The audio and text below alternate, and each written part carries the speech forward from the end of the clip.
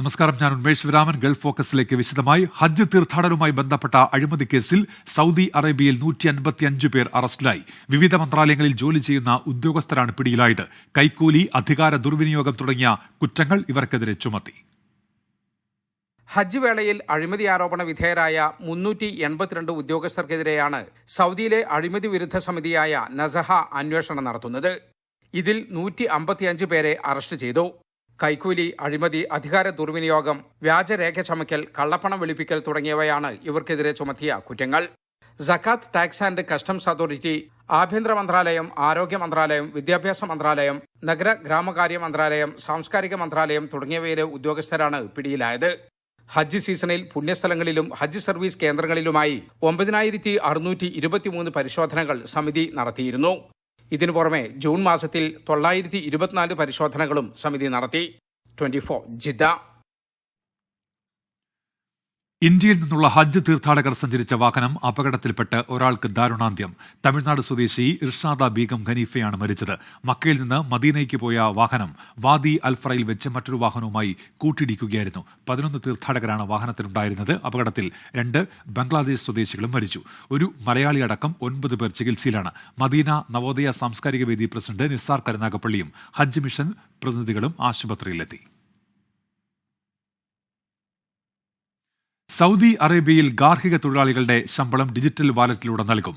ആദ്യഘട്ടത്തിൽ പുതുതായി സൗദിയിൽ എത്തുന്നവർക്ക് മാത്രം ബാധകമാകുന്ന നിയമം 2026 ജനുവരിയോടെ എല്ലാവർക്കും നിർബന്ധമാക്കും. ഗാർഹിക തൊഴിലാളികൾക്ക് കരാർ പ്രകാരമുള്ള ശമ്പളം ബാങ്ക് വഴി ലഭിക്കുന്നു എന്ന് ഉറപ്പുവരുത്താനാണ് പുതിയ തീരുമാനം. ഇന്നു മുതൽ സൗദിയിലെത്തുന്ന എല്ലാ ഗാർഹിക തൊഴിലാളികൾക്കും ശമ്പളം ഡിജിറ്റൽ വാലറ്റ് വഴി നൽകണമെന്നാണ് സൗദി മാനവ വിഭവശേഷി സാമൂഹ്യ വികസന മന്ത്രാലയത്തിന്റെ നിർദ്ദേശം. മന്ത്രാലയത്തിന്റെ മുസാനിദ് പ്ലാറ്റ്ഫോം വഴിയാണ് പദ്ധതി നടപ്പിലാക്കേണ്ടത്. നിലവിൽ സൗദിയിലുള്ള ഗാർഹിക തൊഴിലാളികൾക്ക് ഘട്ടം ഘട്ടമായി പദ്ധതി നടപ്പിലാക്കും. 4 അതിൽ കൂടുതലോ വീട്ടുജോലിക്കാരുള്ളവർക്ക് 2025 ജനുവരി 1 പദ്ധതി ബാധകമാകും. 3 പേരുള്ളവർക്ക് 2025 ജൂലൈ 1 2 പേരുള്ളവർക്ക് ഒക്ടോബർ 1 നിയമം ബാധകമാകും. 2026 ജനുവരി 1 എല്ലാ വിഭാഗം ഗാർഹിക തൊഴിലാളികളും ഈ പദ്ധതിക്ക് കീഴിൽ വരും. ഇതോടെ സൗദിയിൽ ജോലി ചെയ്യുന്ന ഹൌസ് ഡ്രൈവർമാരും വീട്ടുവേലക്കാരും ഉൾപ്പെടെയുള്ള എല്ലാ ഗാർഹിക തൊഴിലാളികൾക്കും കൃത്യമായി ശമ്പളം ബാങ്ക് വഴി ലഭിക്കുമെന്നാണ് പ്രതീക്ഷ. അല്ലാത്തപക്ഷം തൊഴിലുടമകൾക്കെതിരെ ശിക്ഷാ നടപടി സ്വീകരിക്കും. ജലീൽ കണ്ണമംഗലം, 24 ജിദ്ദ. കുവൈറ്റിൽ മന്ത്രാലയം അനുവദിച്ച പൊതുമാപ്പ് കാലാവധി അവസാനിച്ചു. പൊതുമാപ്പ് ഉപയോഗപ്പെടുത്താത്ത നിയമലംഘകരെ കണ്ടെത്താൻ ആഭ്യന്തര മന്ത്രാലയം നടപടി ആരംഭിച്ചു. പിടിയിലാകുന്നവരെ നാടുകടത്തും. പൊതുമാപ്പിന് മുൻപ് 1,20,000 നിയമലംഘകരാണ് രാജ്യത്തുണ്ടായിരുന്നത്. ഇതിൽ 35,000 പേർ മാത്രമാണ് പൊതുമാപ്പ് ഉപയോഗപ്പെടുത്തിയത്. 85,000 പേർ ഇപ്പോഴും നിയമലംഘകരായി തുടരുന്നുവെന്നാണ് കണക്കുകൾ. സൈബർ ക്രൈം തടയാൻ UAEയിൽ മിന്നൽ പരിശോധന. വിവിധ എമിറേറ്റ്സുകളിലെ പോലീസ് സേനകൾ സംയുക്തമായാണ് പരിശോധന നടത്തിയത്. രാജ്യമെങ്ങും 24 മണിക്കൂറിലധികം നീണ്ടുനിന്ന പരിശോധനയാണ് നടന്നത്. സൈബർ കുറ്റകൃത്യങ്ങളുടെ തോത് ഉയരുന്ന സാഹചര്യത്തിലായിരുന്നു പോലീസിന്റെ നടപടി. ഒരേ സമയം വിവിധയിടങ്ങളിൽ നടത്തിയ പരിശോധനയിൽ 100 കണക്കിന് സൈബർ കുറ്റവാളികളാണ് പിടിയിലായത്. ഏഷ്യ, ആഫ്രിക്ക എന്നിവിടങ്ങളിൽ നിന്നുള്ളവരാണ് പിടിയിലായവരിൽ കൂടുതലുമെന്ന് പോലീസിനെ ഉദ്ധരിച്ച് പ്രാദേശിക മാധ്യമം റിപ്പോർട്ട് ചെയ്തു. അജ്മാനിലാണ് ഏറ്റവും വലിയ ഓപ്പറേഷൻ നടന്നത്. ഗ്രാൻഡ് മോളിലും വിവിധ താമസ കെട്ടിടങ്ങളിലും റെയ്ഡ് നടത്തിയാണ് കുറ്റവാളികളെ അറസ്റ്റ് ചെയ്തത്. ദുബായ് ലാൻഡിലെ റഹ്ബ റെസിഡൻസിയിലായിരുന്നു ഏറ്റവും വലിയ റെയ്ഡ്. ഇന്ത്യയിൽ നിന്നടക്കം ഒട്ടേറെ ആളുകളെ തെറ്റിദ്ധരിപ്പിച്ച് സംഘം വലയിലാക്കിയതായി കണ്ടെത്തിയിട്ടുണ്ട്. പിടിയിലായവരെ കേന്ദ്രീകരിച്ച് അന്വേഷണം പുരോഗമിക്കുകയാണ്. ഇവരെ പിന്നീട് പബ്ലിക് പ്രോസിക്യൂഷന് ശുപാർശ ചെയ്യും. അതേസമയം റെയ്ഡും അറസ്റ്റും സംബന്ധിച്ച ഔദ്യോഗിക റിപ്പോർട്ട് പുറത്തു വന്നിട്ടില്ല. 24 ദുബായ്. പൊതുഗതാഗത സേവനം ശക്തമാക്കാൻ പദ്ധതി പ്രഖ്യാപിച്ച് Dubai road transport authority. UAE ഉപപ്രധാനമന്ത്രിയും ധനമന്ത്രിയുമായ Sheikh Maktoum bin Mohammed bin Rashid Al മക്തൂമിന്റെ അധ്യക്ഷതയിൽ ചേർന്ന എക്സിക്യൂട്ടീവ് കൌൺസിലാണ് തീരുമാനം. 2040 ദുബായിലെ മെട്രോ, ട്രാം സ്റ്റേഷനുകളുടെ എണ്ണം ഇരട്ടിയിൽ ഏറെയാക്കും. നിലവിൽ ദുബായിൽ റെഡ്, ഗ്രീൻ ലൈനുകളിലായി 55 മെട്രോ സ്റ്റേഷനുകളും 11 ട്രാം സ്റ്റേഷനുകളുമാണ് ഉള്ളത്. പൊതുഗതാഗത സേവനം 45% വർദ്ധിപ്പിച്ച് കാർബൺ മലിനീകരണം കുറയ്ക്കുമെന്നും RTA വ്യക്തമാക്കി.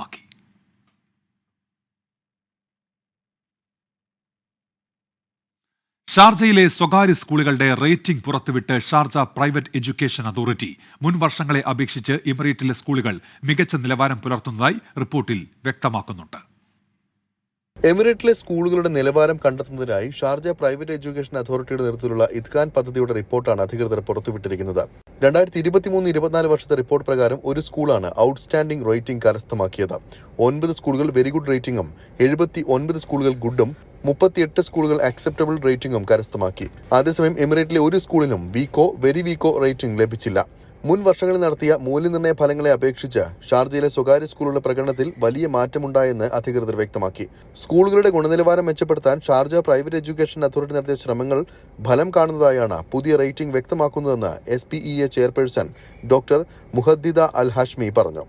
78,638 കുട്ടികളാണ് നിലവാര പരിശോധനയിൽ പങ്കാളികളായത്. 24 ഷാർജ. അമേരിക്കൻ മലയാളികൾ വിദ്യാഭ്യാസത്തിന്റെ ഭാഗമായി കുട്ടികളെ ഇന്ത്യയിലേക്ക് അയക്കണമെന്ന മുൻ അംബാസിഡർ വേണു രാജാമണി ആയുർവേദത്തിന്റെ സാധ്യതകൾ അമേരിക്കയ്ക്ക് മനസ്സിലാക്കി നൽകാൻ മുന്നോട്ട് വരണമെന്നും അദ്ദേഹം അഭ്യർത്ഥിച്ചു. ന്യൂജേഴ്സിയിൽ മലയാളി സമൂഹം നൽകിയ സ്വീകരണത്തിൽ സംസാരിക്കുകയായിരുന്നു വേണു രാജാമണി. നെതർലൻഡ്സ് അംബാസഡറായി സേവനമനുഷ്ഠിക്കുമ്പോൾ ആയുർവേദത്തിന്റെ പ്രചാരണത്തിനായി ഏറെ ശ്രമിച്ച കാര്യം വേണു രാജാമണി ചൂണ്ടിക്കാട്ടി. ന്യൂജേഴ്സിയിലെ ശാന്തിഗ്രാം പോലുള്ള സ്ഥാപനങ്ങൾ ഇക്കാര്യത്തിൽ ഏറെ മുന്നേറി. ആയുർവേദത്തിന്റെ സാധ്യതകൾ പരിശോധിക്കാൻ ഇന്ത്യൻ കോൺസുലേറ്റിൽ പ്രത്യേക യോഗം ചേർന്നതായും അദ്ദേഹം പറഞ്ഞു. ഞാൻ നെതർലൻഡ്സിൽ അംബാസഡർ ആയിരുന്നപ്പോൾ ഒരുപാട് ആയുർവേദത്തിന്റെ പ്രചാരത്തിനായി ശ്രമിച്ചിട്ടുണ്ട്.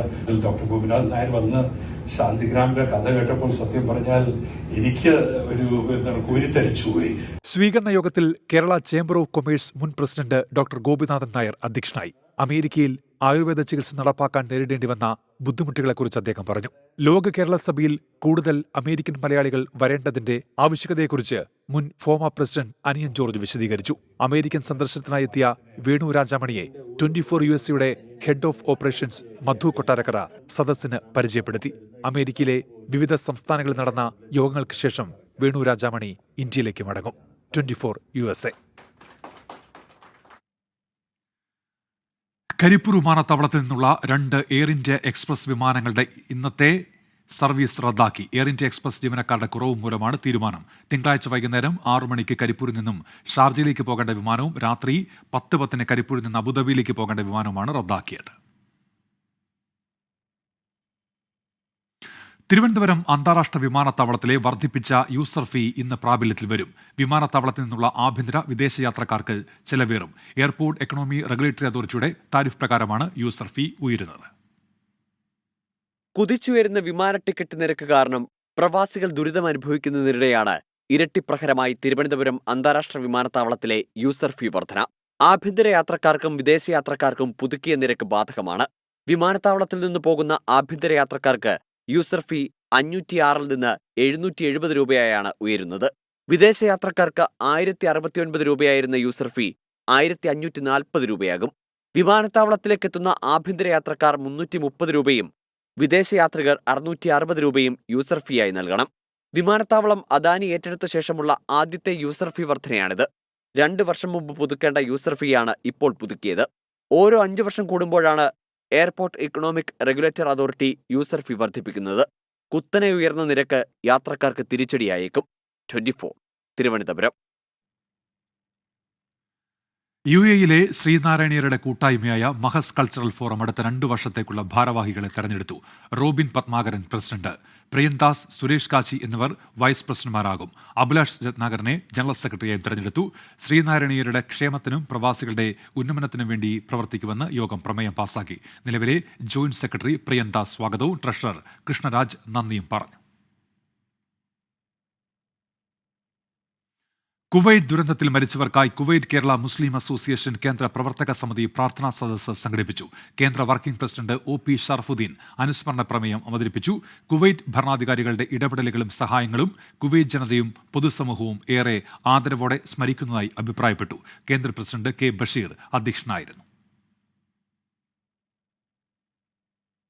സൗദി അറേബ്യയിലെ ഖമീസ് മുഷൈത്തിൽ അസിർ ക്രിക്കറ്റ് കൂട്ടായ്മ സംഘടിപ്പിക്കുന്ന ഖമീസ് പ്രീമിയർ ലീഗ് സീസൺ 2ന്റെ ഭാഗമായി താരലേലം സംഘടിപ്പിച്ചു. 9 ടീമുകളിലായി 99 കളിക്കാരുടെ ലേലമാണ് നടന്നത്. അഷ്റഫ് കുറ്റിച്ചൽ ഉദ്ഘാടനം ചെയ്തു. സെപ്റ്റംബർ 6 രാവിലെ 6:30 മുതൽ KPL മത്സരങ്ങൾ ധമക് ഫെഡ്ലൈറ്റ് സ്റ്റേഡിയത്തിൽ നടക്കും. അസ്ലിർ ക്രിക്കറ്റ് കൂട്ടായ്മ പ്രതിനിധികൾ ചടങ്ങിൽ പങ്കെടുത്തു. 4 സ്റ്റാർ ചെയർമാൻ ഫൈസൽ ആശംസകൾ നേർന്നു. കുവൈറ്റിലെ Ernakulam district association chess tournament സംഘടിപ്പിച്ചു. അബ്വാബ് ഇൻസ്റ്റിറ്റ്യൂട്ട് സംഘടിപ്പിച്ച ടൂർണമെന്റ് പ്രസിഡന്റ് വർഗീസ് പോൾ ഉദ്ഘാടനം ചെയ്തു. ചീഫ് ആർബിറ്റർ അനിത രാജേന്ദ്രൻ, ജേക്കബ് ഉമ്മൻ, ഗിരീഷ് എന്നിവരുടെ മേൽനോട്ടത്തിൽ നടത്തിയ മത്സരത്തിൽ നിരവധി പേർ പങ്കെടുത്തു. വിജയികൾക്ക് ക്യാഷ് അവാർഡും സർട്ടിഫിക്കറ്റും നൽകി. പ്രിൻസ് ബേബി, അജി മത്തായി, പ്രവീൺ ജോസ്, ജിൻസി ചെറിയാൻ, തെരേസ ആന്റണി, രക്ഷാധികാരി ജോമോൻ തോമസ് തുടങ്ങിയവർ നേതൃത്വം നൽകി. ഗൾഫ് ഫോക്കസിലേക്ക് തിരികെ. ലോക്സഭയിൽ പ്രധാനമന്ത്രി നരേന്ദ്രമോദിയും പ്രതിപക്ഷ നേതാവ് രാഹുൽ ഗാന്ധിയും നേർക്കുനേർ. ഹിന്ദുക്കൾ എന്ന പേരിൽ ചിലർ അക്രമം നടത്തുന്നുവെന്ന് രാഹുൽ ഗാന്ധി ആരോപിച്ചു. പ്രസംഗത്തിൽ ഇടപെട്ട നരേന്ദ്രമോദി രാഹുൽ ഗാന്ധി ഹിന്ദുക്കളെ അക്രമികളായി ചിത്രീകരിക്കുകയാണെന്ന് കുറ്റപ്പെടുത്തി. കരുതിക്കൂട്ടിയായിരുന്നു രാഹുൽ ഗാന്ധിയുടെ വരവ്. പരമശിവന്റെയും ഗുരുനാനാക്കിന്റെയും ചിത്രങ്ങൾ ഉയർത്തിക്കാട്ടിയും ഖുറാൻ ഉദ്ധരിച്ചും രാഹുൽ BJPയെ കടന്നാക്രമിച്ചു. തൃശൂലം ഹിംസയുടെ ചിഹ്നമല്ലെന്ന് പറഞ്ഞ രാഹുൽ ഹിന്ദുക്കളുടെ പേരിൽ ചിലർ അക്രമം നടത്തുകയാണെന്ന് കുറ്റപ്പെടുത്തി. ഹിന്ദു അക്രമകാരിയല്ല, വെറുപ്പ് പ്രചരിപ്പിക്കില്ലെന്നും രാഹുൽ.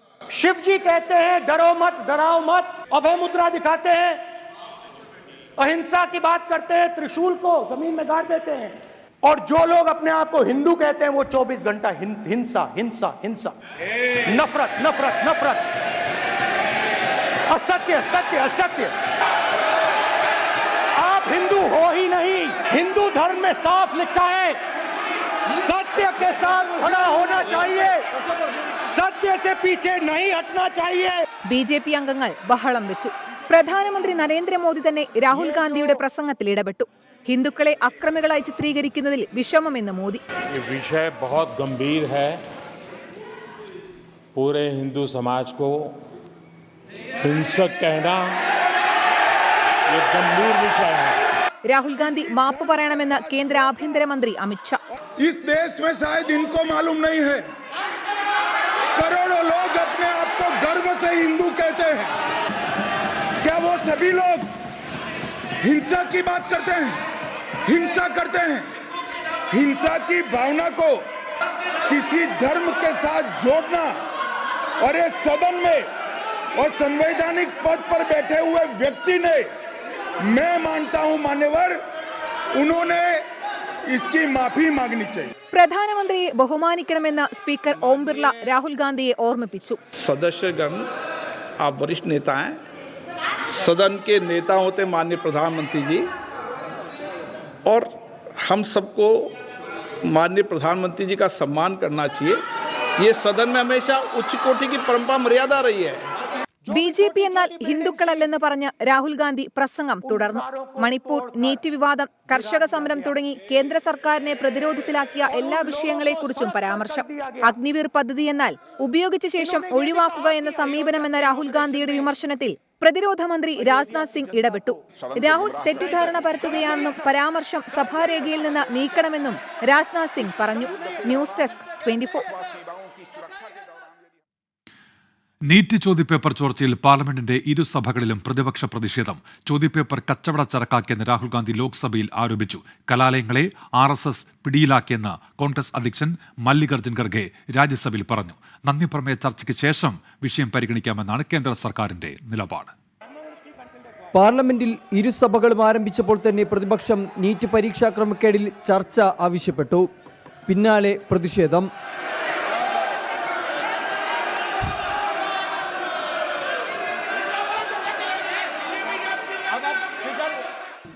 വിദ്യാർത്ഥികൾക്കൊപ്പമാണെന്ന സന്ദേശമാണ് പാർലമെന്റ് നൽകേണ്ടതെന്ന് രാഹുൽ ഗാന്ധി. നീറ്റ് പരീക്ഷ പാസ്സായാലും പണമില്ലെങ്കിൽ മെഡിക്കൽ കോളേജിൽ പോകാനാകില്ലെന്നും വിമർശനം.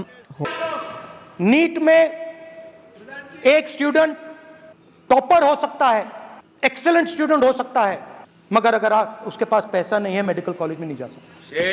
सिंपल सी बात. രാജ്യസഭയിൽ വിഷയമുയർത്തിയത് കോൺഗ്രസ് അധ്യക്ഷൻ മല്ലികാർജ്ജുന ഖാർഗെ. എല്ലാ ബിരുദങ്ങളും സംശയത്തിന്റെ നിഴലിലെന്ന വിമർശനം. प्रधानमंत्री जी ने ढेरों चुनावी सभाओं में कहा कि पिछले 10 साल तो बस ट्रेलर था, अभी असली पिक्चर बाकी है. अभी प्रधानमंत्री जी की पिक्चर कैसी होने वाली है इसका पिछले 1 महीने से अंदाजा लगा है. RSSനെ ചൊല്ലിയുള്ള വിഷയത്തിൽ മല്ലികാർജ്ജുന ഖാർഗെയും രാജ്യസഭാ അധ്യക്ഷൻ ജഗദീപ് ധൻഖറും ഏറ്റുമുട്ടി. നന്ദി പ്രമേയ ചർച്ചയ്ക്ക് ശേഷം നീറ്റ് വിഷയം പരിഗണിക്കാമെന്ന് കേന്ദ്രമന്ത്രി രാജ്നാഥ് സിംഗ് നിലപാട് അറിയിച്ചു. വരുന്ന ദിവസങ്ങളിലും നീറ്റ് വിഷയത്തിൽ പിടിമുറുക്കാനാണ് പ്രതിപക്ഷത്തിന്റെ തീരുമാനം. അതിനിടെ സുപ്രീം കോടതി ഉത്തരവ് പ്രകാരം 1563 വിദ്യാർത്ഥികൾക്കായി നടത്തിയ പുനഃപരീക്ഷയുടെ ഫലം പുറത്തുവന്നു. 813 വിദ്യാർത്ഥികളാണ് പുനഃപരീക്ഷ എഴുതിയത്. 24 ഡൽഹി. കരുവന്നൂരിലെ എൻഫോഴ്സ്മെന്റ് ഡയറക്ടറേറ്റ് നടപടി സ്ഥിരീകരിച്ച CPIM ഭൂമി കണ്ടുകെട്ടിയതും അക്കൗണ്ട് മരവിപ്പിച്ചതും തൃശൂർ CPIM സ്ഥിരീകരിച്ചു. ED വേട്ടയാടുകയാണെന്ന് സംസ്ഥാന സെക്രട്ടറി MV ഗോവിന്ദൻ. കൊടകര കുഴൽപ്പണക്കേസ് കേന്ദ്ര ഏജൻസികൾ ഏറ്റെടുക്കാത്തതിനെയും CPIM വിമർശിച്ചു. CPIM തൃശൂർ ജില്ലാ സെക്രട്ടേറിയറ്റ് ഇറക്കിയ പ്രസ്താവനയിലാണ് ED നടപടി സ്ഥിരീകരിച്ചത്. കരുവന്നൂർ ലോക്കൽ കമ്മിറ്റിക്ക് വേണ്ടി വാങ്ങിയ 4.66 സെന്റ് ഭൂമി ED കണ്ടുകെട്ടി. 2 സ്ഥിര നിക്ഷേപങ്ങളും ചില ബാങ്ക് അക്കൗണ്ടുകളും മരവിപ്പിച്ചു. EDയെ BJP ദുരുപയോഗം ചെയ്യുന്നുവെന്നും നിയമപരമായി നേരിടുമെന്നും ജില്ലാ സെക്രട്ടേറിയറ്റ്. CPIM ഓഫീസുകൾ കണ്ടുകെട്ടാൻ ആർക്കും കഴിയില്ലെന്ന് സംസ്ഥാന സെക്രട്ടറി MV ഗോവിന്ദൻ. ഒറ്റ പാൻ കാർഡിലാണ് ഞങ്ങളുടെ എല്ലാ അക്കൗണ്ടും. ആ അക്കൗണ്ടിന്റെ പാൻ നമ്പറിൽ ഒരു അക്ഷരം മാറ്റിയിട്ടാണ് അവർ ഈ കളി മുഴുവൻ കളിച്ചത്. ഞങ്ങൾക്ക് തെറ്റിപ്പോയി എന്ന് ബാങ്ക് പറഞ്ഞു. ആ തെറ്റിന്റെ ഭാഗമായിട്ടാണ് ഈ നമ്പർ ഇങ്ങനെ വ്യത്യാസം വന്നത് എന്ന് ഉൾക്കൊള്ളാൻ ED തയ്യാറില്ല, IT തയ്യാറില്ല. തെറ്റായ നിലപാട് സ്വീകരിച്ചവർക്കെതിരെ കണ്ണൂരിലായാലും തൃശൂരിലായാലും കോഴിക്കോടായാലും കർശന നടപടിയെന്നും സംസ്ഥാന സെക്രട്ടറിയുടെ മുന്നറിയിപ്പ്. എന്തെങ്കിലും തെറ്റായ നിലപാടുണ്ടായാൽ ആ നിലപാട് സ്വീകരിച്ച ഒരാൾക്കും ഈ പാർട്ടിയിൽ സ്ഥാനമില്ലല്ലോ. അത് തൃശൂരായാലും കോഴിക്കോടായാലും കണ്ണൂരിലായാലും സ്ഥാനം ഉണ്ടാവില്ല. ആ ഗ്യാരണ്ടിയാണ് CPIMനെ നിലനിർത്തുന്നത്. കൊടകര കുഴൽപ്പണക്കേസിലും കൊടുങ്ങല്ലൂർ കള്ളനോട്ടടിയിലും അന്വേഷണം വേണമെന്ന ആവശ്യമുയർത്തി പ്രതിരോധത്തിനും CPIM നീക്കം തുടങ്ങി. 24 തൃശൂർ. CPIM തിരുവനന്തപുരം ജില്ലാ കമ്മിറ്റി യോഗത്തിൽ മുഖ്യമന്ത്രിക്കും മേയർ ആര്യ രാജേന്ദ്രനും രൂക്ഷ വിമർശനം. മുഖ്യമന്ത്രിയുടെ ഓഫീസിൽ പാർട്ടി പ്രവർത്തകർക്കും സാധാരണക്കാർക്കും പ്രവേശന വിലക്കെന്നാണ് കുറ്റപ്പെടുത്തൽ. പാർട്ടി നേതൃത്വം മാധ്യമങ്ങളെ ശത്രുപക്ഷത്താക്കിയെന്നും അംഗങ്ങൾ അഭിപ്രായപ്പെട്ടു. മേയർക്ക് അന്ത്യശാസനം നൽകാനും ജില്ലാ നേതൃയോഗത്തിൽ ധാരണയായി. ലോക്സഭാ തെരഞ്ഞെടുപ്പിൽ തോൽവിയിലേക്ക് നയിച്ച സകല കാര്യങ്ങളെയും CPIM തിരുവനന്തപുരം ജില്ലാ കമ്മിറ്റി യോഗത്തിൽ ഇഴകീറി വിമർശിച്ചു. മുഖ്യമന്ത്രിയുടെ ഓഫീസിൽ പാർട്ടി പ്രവർത്തകർക്ക് പ്രവേശനമില്ല. സാധാരണ മനുഷ്യർക്കും മുഖ്യമന്ത്രിയുടെ ഓഫീസിൽ പ്രവേശന വിലക്ക്. മുൻപ് പാർട്ടി നേതാക്കൾക്ക് മുഖ്യമന്ത്രിയെ കാണാമായിരുന്നു. ഇപ്പോൾ അതിനും സാധിക്കില്ല. മുഖ്യമന്ത്രി പാർട്ടി പ്രവർത്തകരുടെ മുന്നിൽ ഇരുമ്പുമറ തീർക്കുന്നത് എന്തിനെന്നും ചോദ്യമുയർന്നു. മാധ്യമങ്ങളെ എതിരാക്കിയതിലും വിമർശനമുണ്ടായി. എല്ലാ മാധ്യമങ്ങളും മാധ്യമപ്രവർത്തകരും പാർട്ടി വിരുദ്ധരല്ല. പക്ഷേ നേതൃത്വം ഏകപക്ഷീയമായി മാധ്യമങ്ങളെ എതിരാക്കി. മാധ്യമങ്ങളെ ശരിയായ രീതിയിൽ അഭിമുഖീകരിക്കണമെന്നും മുതിർന്ന നേതാക്കൾ അഭിപ്രായപ്പെട്ടു. മേയറെ മാറ്റിയില്ലെങ്കിൽ കോർപ്പറേഷൻ ഭരണം നഷ്ടമാകുമെന്ന ആശങ്കയും ഉയർന്നു. തെറ്റുതിരുത്താൻ മേയർക്ക് ഒരവസരം കൂടി നൽകും. ഉന്നത നേതൃത്വവുമായി അടുത്ത ബന്ധം പുലർത്തുന്നതുകൊണ്ടാണ് മേയറെ സംരക്ഷിക്കുന്നതെന്ന വിമർശനവും പാർട്ടിയിലുണ്ട്. ന്യൂനപക്ഷത്തോടുള്ള പാർട്ടിയുടെ സമീപനത്തെ ചൊല്ലി സെക്രട്ടറിയും അംഗങ്ങളും തമ്മിൽ വാഗ്വാദവുമുണ്ടായി. തലസ്ഥാനത്തെ ഒരു മുതലാളിക്ക് മുഖ്യമന്ത്രിയുടെ അടുക്കള വരെ സ്വാധീനമുണ്ടെന്നാരോപിച്ച ജില്ലാ കമ്മിറ്റി അംഗം കരമന ഹരിയോട് സംസ്ഥാന നേതൃത്വം വിശദീകരണം തേടി. കടകംപള്ളി സുരേന്ദ്രനെതിരെയുള്ള തർക്കത്തിൽ മന്ത്രി PA മുഹമ്മദ് റിയാസിനെതിരെയും ജില്ലാ കമ്മിറ്റിയിൽ രൂക്ഷ വിമർശനമുയർന്നു. 24 തിരുവനന്തപുരം.